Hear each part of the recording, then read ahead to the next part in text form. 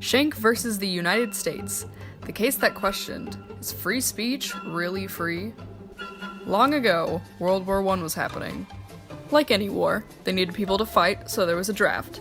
Some people didn't like this, so they thought, I'm gonna let everyone know how I feel with some good old-fashioned protest. It is in my rights, after all. So the people began to speak out against the draft.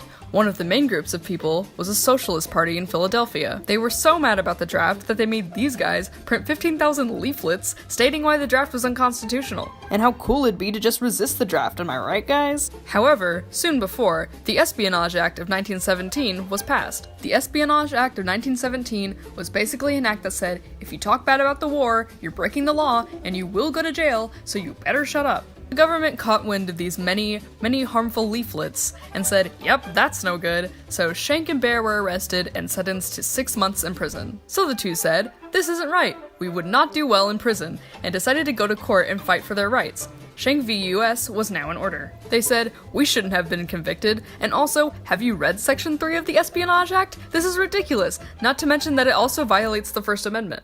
The Supreme Court said, no it doesn't, and we didn't arrest you because you said the war was bad, we arrested you because you told 15,000 people to resist the draft, and that is an attempted crime. And Schenck was like, oh man, I did say that, didn't I? This is best compared today to yelling fire in a crowded theater and causing panic, which is also illegal.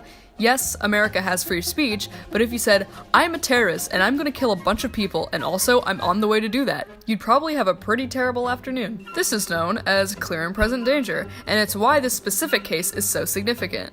So, in the end, Schenck was found guilty on all charges and it was ruled that the Espionage Act was not violating the First Amendment. So the question remains, is free speech really free? Pretty much.